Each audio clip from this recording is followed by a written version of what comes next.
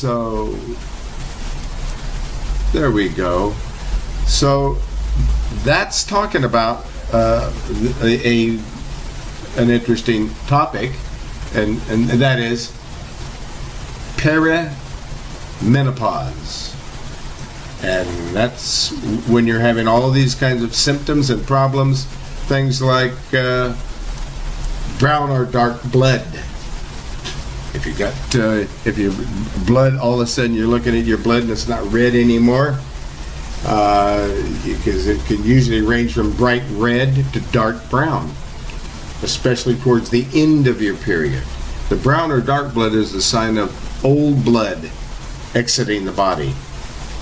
Women with perimenopause may also see brown spotting or discharge at other times throughout the month. You may notice changes in discharge texture. The discharge may be thin and watery, or it may be clumpy and thick. And shorter cycles. If you have a shorter cycle, when your estrogen levels are low, your uterine lining thinner, bleeding as a result may be lighter and last a few days.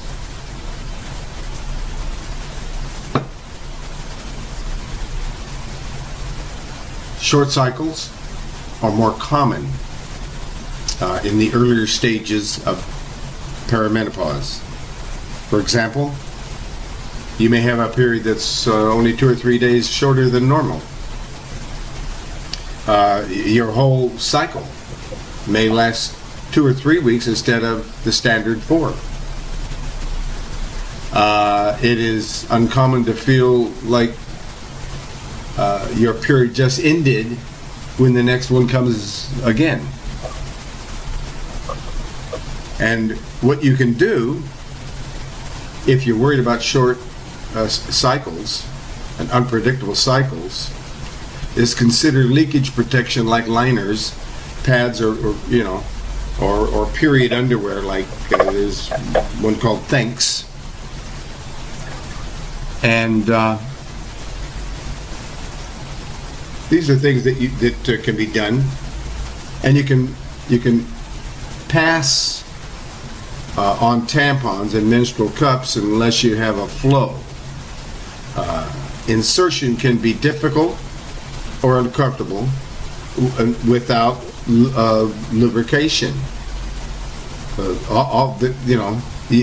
You're also more likely to forget to change your tampon or cup.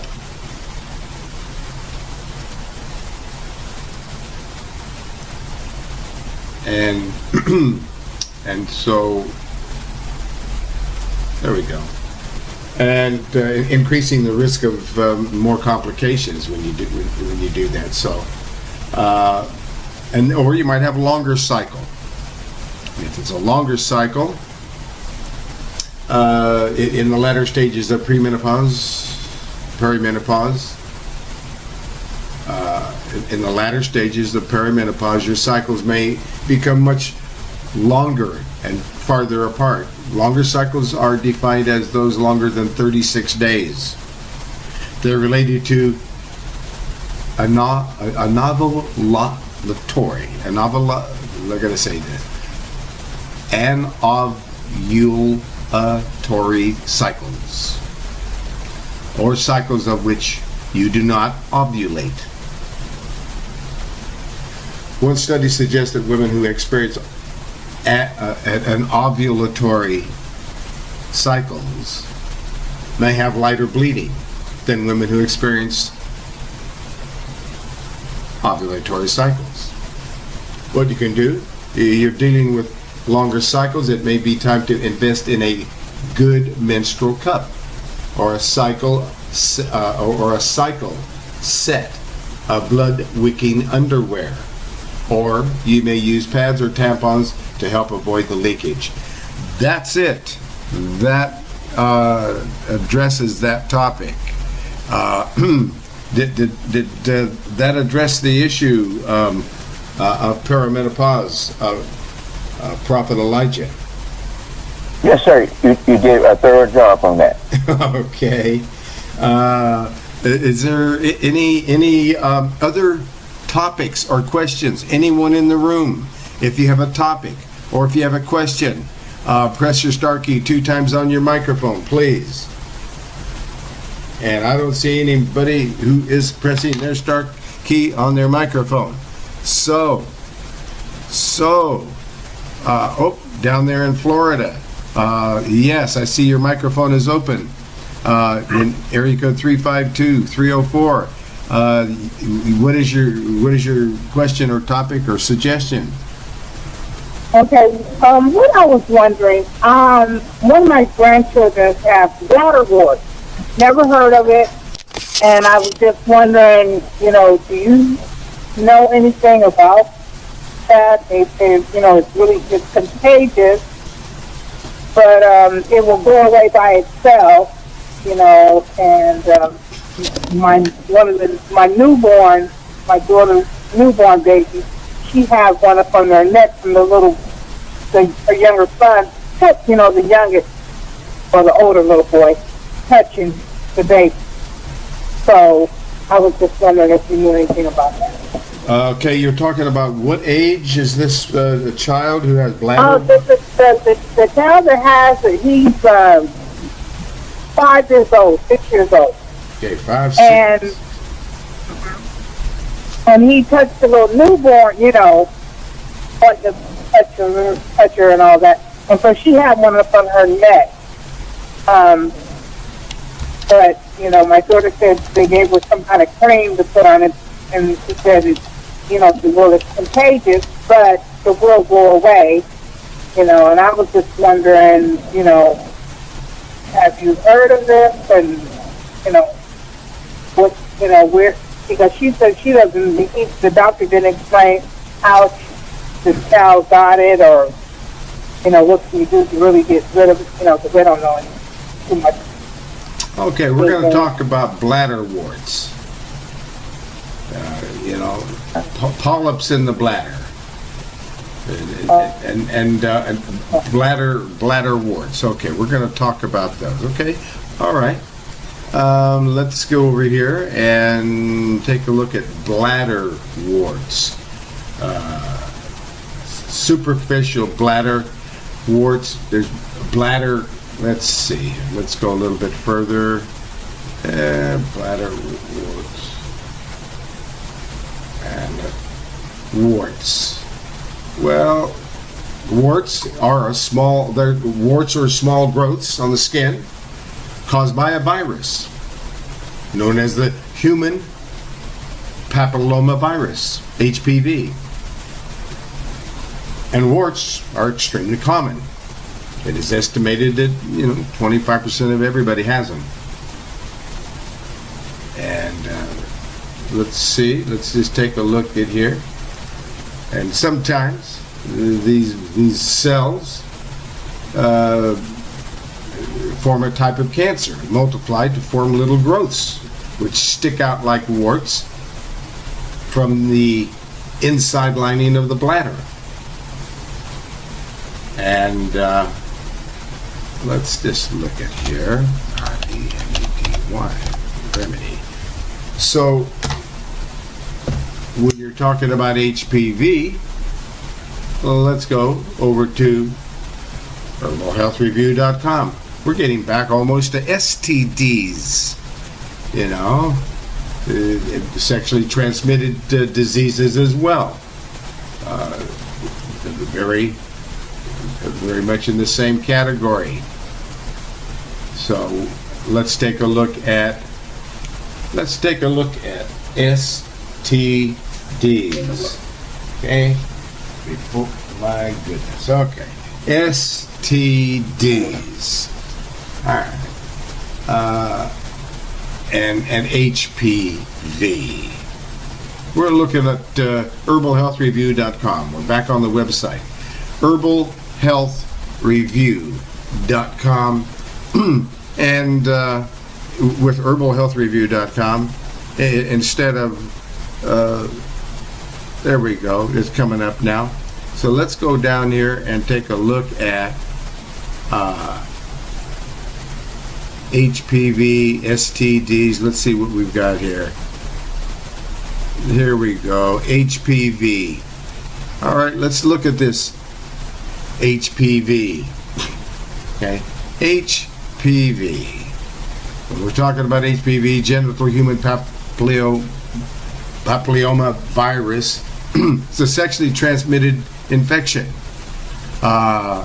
and is the most common cause of cervical cancer. And when a woman is exposed to HPV, her immune system usually prevents the virus from doing any serious harm. But in a small number of women, the virus survives for years. Eventually, the virus can lead to the conversion of normal cells on the surface of the cervix into cancerous cells. At first, the cells may only show signs of viral infection.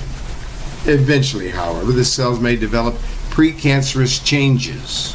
This is known as cervical intraepithelial neoplasia. Typically, the precancerous changes go away spontaneously.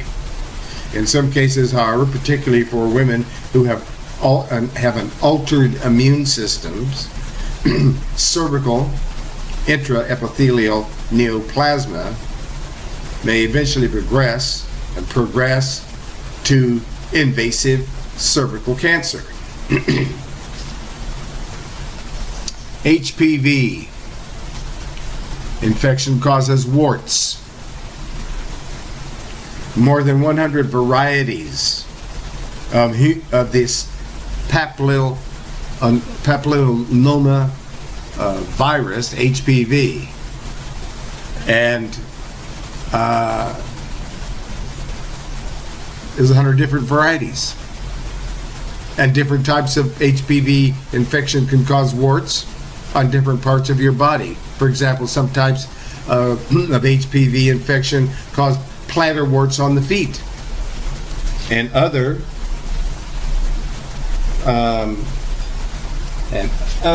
infections. Okay, I got interrupted there. On the feet. Well, there are other varieties of HPV infection are responsible. For the warts that is most commonly occur on the hands or face, there are more than 40 different strains of HPV that specifically affect the genital area alone. Osha root is the herb you're looking for. Osha root is a Rocky Mountain herb that has been used by the Native American Indians for treating respiratory infections and conditions of the digestive system. Today, the herb is used in alternative medicine for treating colds and symptoms of viral infections. Osha root extract also induces sweating, and it's for fevers that will not go away. Osha root for fevers that will not go away. It works to kick out viral infections before they can become full-blown. It is known for its diuretic action and may help to relieve urinary problems such as stones and excess retained water. Like other bitter herbs, Osha stimulates the appetite and feeds the cold. Many people struggle daily with mucus and congestion problems. And it is a wonder that the benefits of Osha root tinctures are not more well known, because they can alleviate and clear the mucus from the sinuses and lungs, thereby helping to relieve congestion and make breathing much easier. Osha root. It contains a number of volatile oils, including camphor, essential oils, and saponins, terpenes, ferulic acid, phytosterols, and lactone glycosides.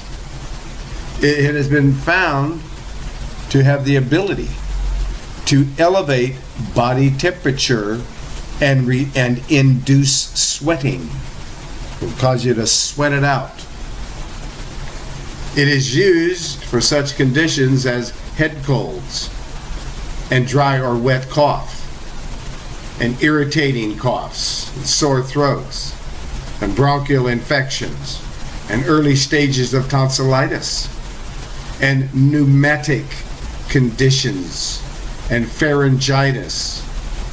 Also helpful in asthma to keep the lungs clear and the bronchioles dilated. Combined with echinacea against leukocytosis, an increase in white blood cells, and it can be extremely beneficial as a powerful antiviral, antibacterial herb, but mild for other body symptoms. Osha, OSHA, has been used internally in the treatment of digestive problems, painful menstruation, and retained placenta. It has been used in cases of TB and headaches. An infusion of the roots is used externally to treat aches. It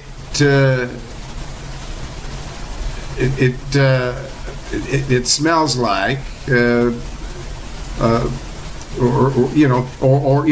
aches like a mild anesthetic, and it numbs the areas. What it does, it acts like a mild anesthetic, and wow. So, and it can even reduce tooth pain. You can spray it on to reduce tooth pain, or you can hold it in your mouth. It takes your extract. And the dose is usually 6 to 15 drops.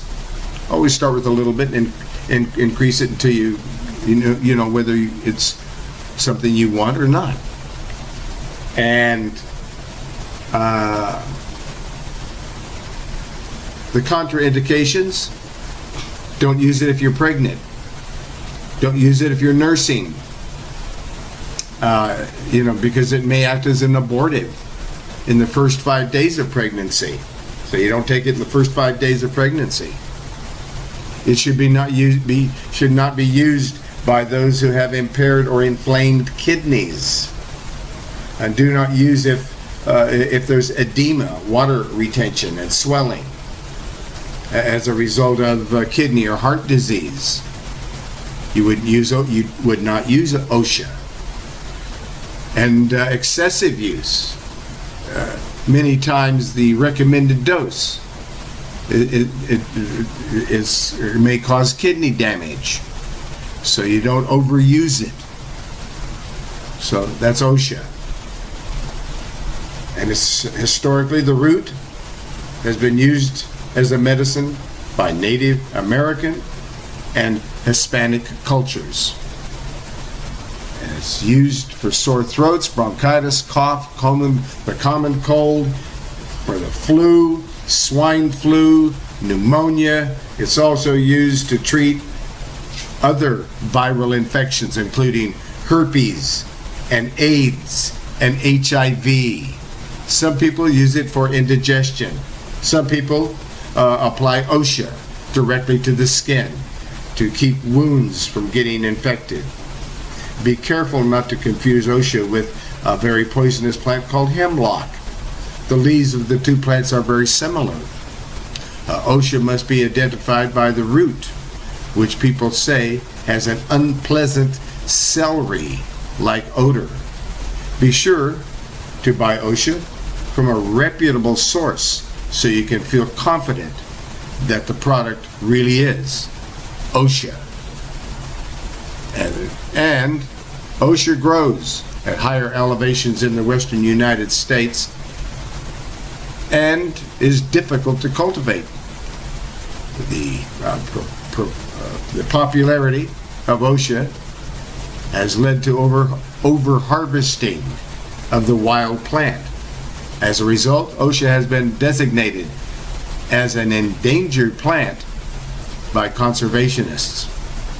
OSHA, it's used for sore throat, prevention of skin and wound infection, indigestion, bronchitis, cough, common cold, flu, pneumonia, herpes, AIDS, HIV, and a lot of other conditions. How it works? It contains chemicals that might help fight bacterial and viral infections. So there we go. We talked about not using, OSHA if there's pregnancy, breastfeeding,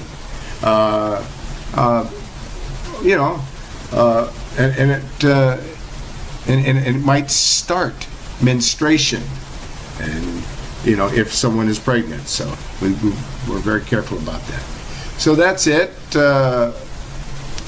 Then when there's STDs, there's anxiety because your immune system is compromised, and so you feel anxious or stressed out.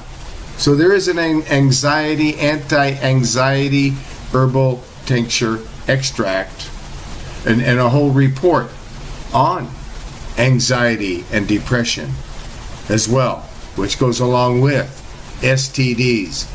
Make lifestyle changes is essential because that's the rock you stand on. And when you're using that Make Lifestyle Changes report and you're getting into all the different things that we were talking about in Make Lifestyle Changes, and you're looking at the acid alkaline food chart in the Make Lifestyle Changes diet, and where is it? There we go. We're back to the Make Lifestyle Changes diet, and we're going to go down there and we're going to take a look at that acid alkaline food chart, because that's where you're taking the meal plans and the recipes that are listed there. That diet is so complete. And there's the wild oregano oil that Doc Miles said that he could use, also for the Tricomonaiss, because that's the wild oregano oil. And about 3 drops in a teaspoon of olive oil. And if you're going to use 7 drops, you can use 2 teaspoons of olive oil. For 7 drops, that would be a maximum dose of wild oregano oil. There's that. But let's get up over here to, there it is. There's that recipe for that power drink that will make you Superman or Superwoman. Then down below there's the recipes and the meal plans. You choose the meal plans and recipes you like. And then there's the acid alkaline food chart. And there's 3 of them, really. So you can choose the meal plans and recipes you like. But you're going to balance them by choosing the food you like. You're going to choose it on the alkaline side of the food chart. And 65% alkaline, 35% acid. And then you're going to get down here and you're going to look at where is the nutritional guide, alkaline grains, spices, seasonings, nuts and seeds. Gives you everything. The fruits that are alkaline, no canned fruits or seedless fruits. If it doesn't have a seed, don't eat it. You want to eat apples. And the smallest bananas, the little burro mid-sized original bananas, which you're looking for. And berries, you want all kinds of berries, like varieties of elderberries in any form, and no cranberries, don't eat cranberries. And cantaloupes, the most alkaline fruit you can eat. Cherries, currants, because they got the seed in them. There you go. Dates, figs, grapes that have seeds in them. Mangoes, oranges, the Seville or sour ones are preferred. And papayas, peaches, pears, plums, prickly pear. These are the fruits that are listed here. Prunes, seeded raisins, soft jelly, coconuts and coconut oil, sour sops, and sugar apples, the chirimoya, and they've been removed. So okay, and then a tamarind. Those are the fruits, and the seeds that and nuts and seeds you would want to be looking for are Brazil nuts, hemp seed, hazelnuts, pine nuts, raw almonds, and almond butter has been removed. Okay, raw sesame seeds, raw sesame tahini butter, and walnuts. So we've come to the top of the hour, but there it was. We were visiting the fruits and the vegetables that are good for you, and the ones that's got seeds in them, and the spices, like basil and cilantro has been removed, and coriander has been removed. But cloves are good for you, but allspice has been removed. Dill is good for you, is a spice, and onion powder is good. Oregano is good. So these are some spices that are good for you. And sage is good. And savory and sweet basil and tarragon and thyme are some of the spices. We have run out of time here. Let's get back to the room, and let's get back over to our dear friend, Prophet Elijah. Are you there, Prophet Elijah? Yes, sir, I'm here. So did that answer your question about bladder warts? Yes, thoroughly. Okay, all right. Well, we got around pretty good here today, didn't we? Oh, yes, sir. Like we always do. We always do. Well, all right, my dear friend. Can you give us a closing prayer, and then I'll open the mics and we can all praise the Most High? Yes, sir.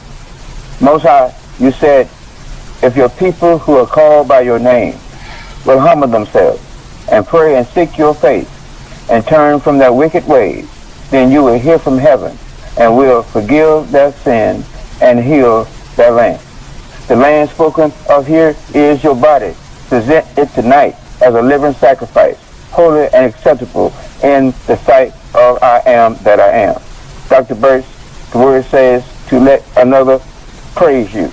I give you praise for the awesome work you do, and I thank you for the opportunity to come alongside with you to share in your work of the Good Shepherd Ministry to turn cities upside down with the word of life, including the help of the Holy Spirit working on the inside of us. We are taking this message of herbal remedies, faith, and divine health and prayer to every hut, every shack, every shanty, every humble abode.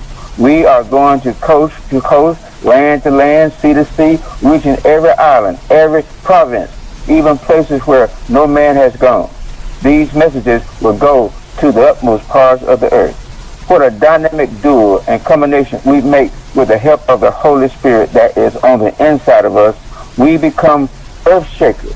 He that walks with wise men shall be wise. Dr. Berst, you deserve much gratitude for your effortless work.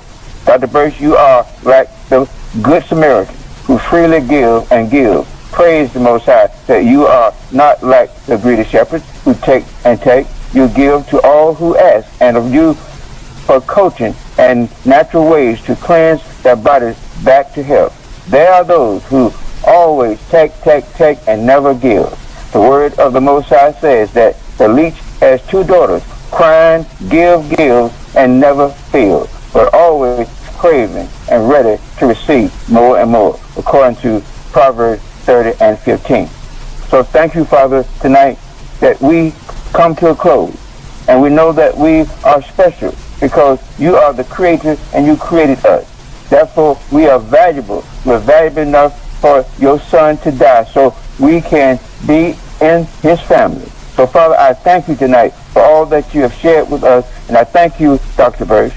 Now, were you blessed by Discoveries in Health Ministry? If so, tell someone you know who may be blessed also. Bless Dr. Berst in return. Pray about sowing into this ministry so Dr. Berst may be able to keep offering this information freely to many. Be ever so kind and let Dr. Berst know that his time is not used in vain. Show him your appreciation for all that he does, whether it is in word or financial support. A workman is worthy of his hire, which is 2 hours of his time each week. Bless him, and you shall be blessed in return. Amen. Shalom. All praise to the Most High in the name of Yeshua. Amen. Shalom. Wow. Again, thank you so much, Prophet Elijah out there in Pike Road, Alabama. And his telephone number is 334-868-3881. That's 334-868-3881. Oh, and my telephone number is 503-362-5899. That's 503-362-5899. And my email is Truman, Truman, at herbalhealthreview.com. Truman at herbalhealthreview.com. Let's open up the mics and praise the Most High together. All praises to the Most High. Shalom, brothers and sisters. Shalom. Shalom. You're going in here. All praises to the Most High. Shalom. Shalom. All praises to Shalom. the Most High. Thanks a lot. You're welcome.